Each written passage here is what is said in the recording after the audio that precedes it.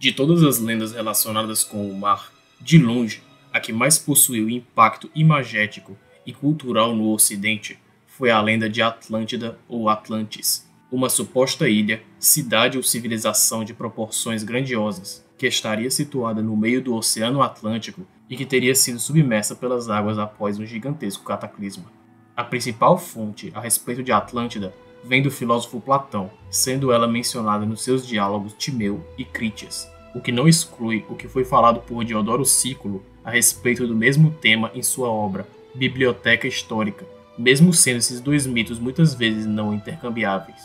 A partir dessas fontes, erigiram variadas teorias e especulações a respeito da existência histórica e física de Atlântida, muitas das quais são contraditórias entre si e não passam de especulações. O que é mais interessante, todavia, é o valor filosófico, cosmológico e político advindo deste mito. Antes de qualquer coisa, deve ser ressaltado nesse assunto o simbolismo axial destacado por René Guénon em sua obra Formas Tradicionais e Ciclos Cósmicos. No vídeo a respeito do Santo Graal, foi destacado o tema da ilha inacessível para além do oceano, símbolo esse inteiramente relacionado com o do polo e o da montanha. Atlântida, naturalmente, estaria situada na representação insular desse signo, mas em um eixo diferente do eixo norte-sul, eixo esse solsticial e vertical, no qual estaria assentado o centro da tradição primordial, a Hiperbórea, sendo o eixo Atlântico o leste-oeste, equinocial e horizontal, estando, portanto, numa conjuntura de subordinação para com o eixo original. Isso ocorre porque, conforme Guénon destacou em seu livro O Rei do Mundo, sempre há derivações e manifestações do centro primordial, sendo Atlântida e também Thule justamente variações delas, sendo a legítima tradição delas advinda uma tradição posterior à primordial. Dito isso, adentra-se no mito de Atlântida, descrito na Biblioteca Histórica de Diodoro Sículo, o qual difere do representado por Platão, especialmente pelos mortais retratados terem o mesmo nome de deuses gregos, não sendo um mito de origem grega, mas de origem atlante e que foi preservado pelos egípcios. Esta fonte ilustra bem a questão do decurso das eras, já coberto em um vídeo específico do canal, assim como a diferenciação geográfica entre Atlântida e Thule. Segundo ele, o primeiro rei de Atlântida teria sido um sábio homem mortal de nome Urano,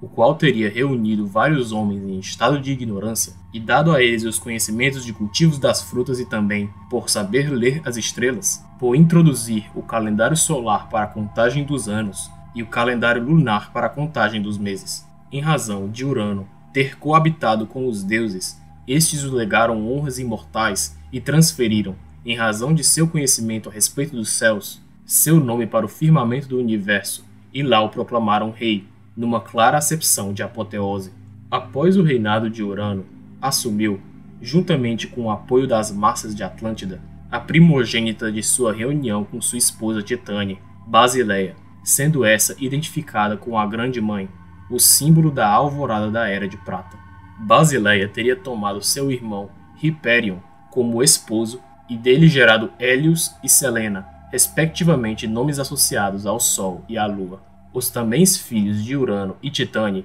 Atlas e Cronos, receosos de que Hyperion tomasse o poder para si, revoltaram-se contra a monarca Basileia e mataram Hyperion e Hélios, simbolizando a chegada da Idade de Bronze. Assim, a Atlântida original é partilhada em igual domínio pelos dois irmãos, com a Atlântida setentrional situada no Mar Crônida ao norte, ficando sob o domínio de Cronos, enquanto a Atlântida meridional, situada ao oeste, restando sob as mãos de Atlas, razão pela qual ela ficou mais popularmente conhecida como Atlântida, em referência ao nome de seu monarca, enquanto a Atlântida setentrional seria Thule. Para compreender melhor esse aspecto de diferenciação geográfica, é importante notar que a Hiperbórea e a Ilha de Saturno não podem ser confundidas com a Atlântida setentrional. A parte da Atlântida primordial que coube a Cronos não é essa mesma ilha em que Saturno imperou numa eterna Idade de Ouro,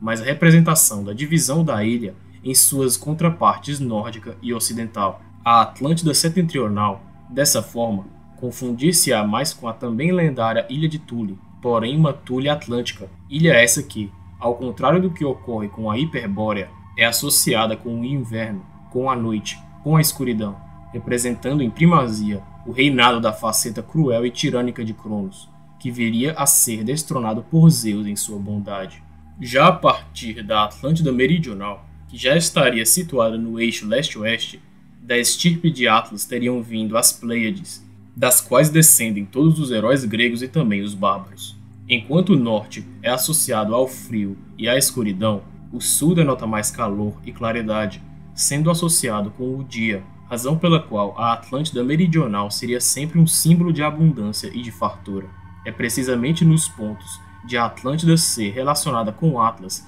e no seu caráter abundante que os mitos relatados por Diodoro Sículo e por Platão em seus diálogos encontrariam interseção com o diálogo Timeu, referindo-se mais a aspectos cosmológicos e ao fim dos Atlantes, enquanto Critias dá sobre ela uma descrição mais pormenorizada. Segundo os diálogos platônicos, a Atlântida seria uma grande ilha situada para além das colunas de Hércules, no que seria hoje o Estreito de Gibraltar, no grande oceano a circundar o mundo. Os domínios de Atlântida seriam grandes a ponto de serem maiores do que a Líbia e a Ásia do mundo conhecido até então juntas, sendo ela uma civilização ultramarina que manifestou dominação talassocrática e imperial, que teria conquistado até mesmo terras mediterrâneas como o Egito e a Tirrênia. A história de Atlântida, em Platão, teria tido início quando o deus olímpico Poseidon teve descendência com Clito, a filha única do casal Evenor e Leucippe,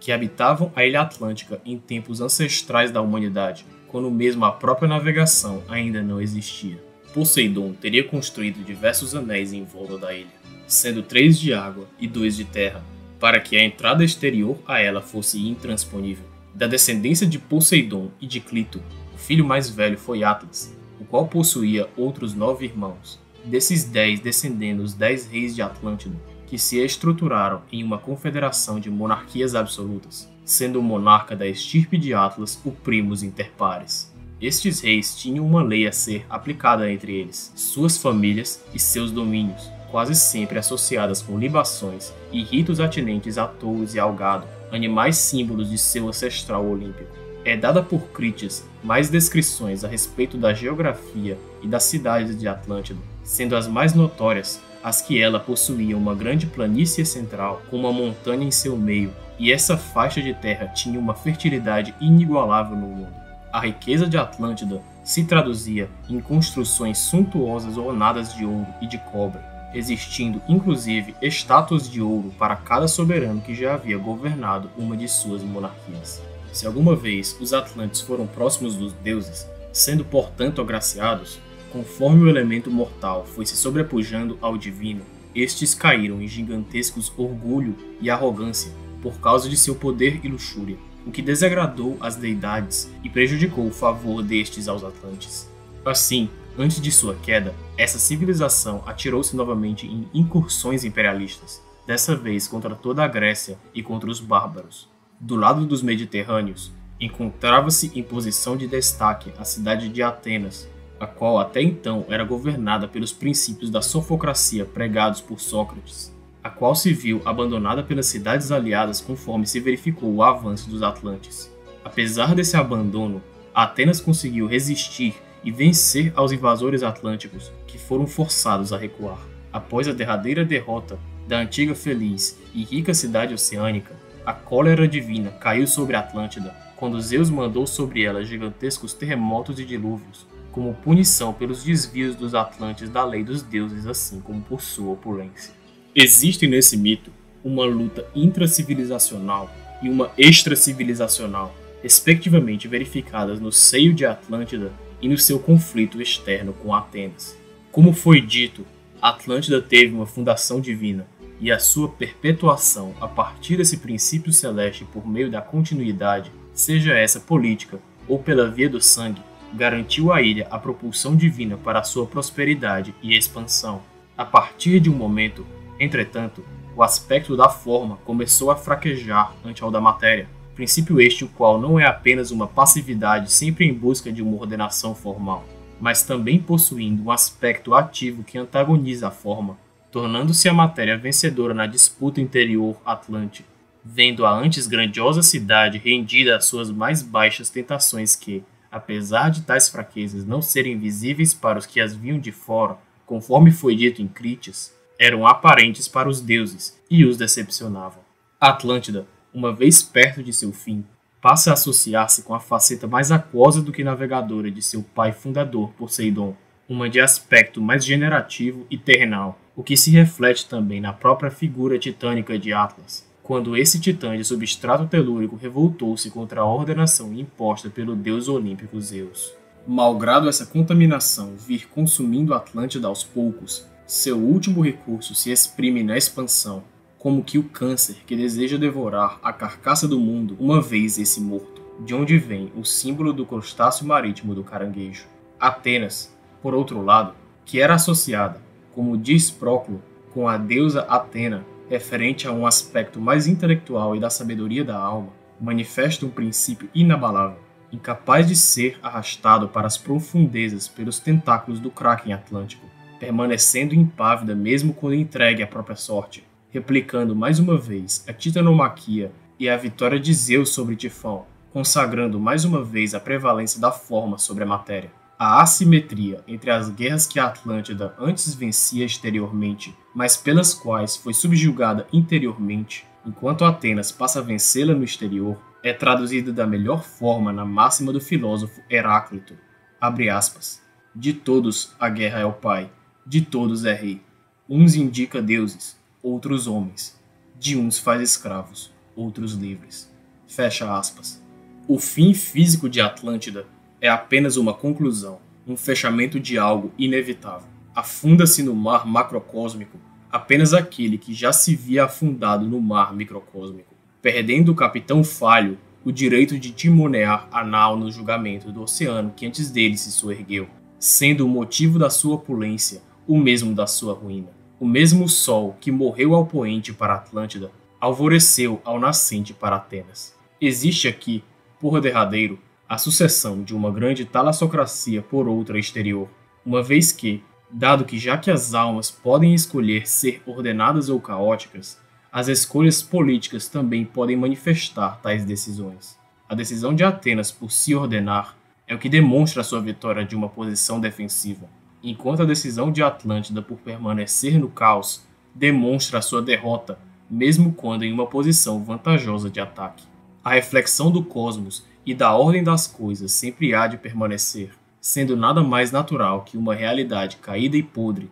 representada na cidade filha do irmão de Zeus, Poseidon, seja substituída por uma nova e pujante, simbolizada na cidade derivada da filha de Zeus, Atena. O drama talassocrático mais uma vez se repete, demonstrando que quando são esgotadas as soluções para evitar o naufrágio, sempre há a possibilidade de uma nau posterior tomar o lugar e o prestígio da anterior.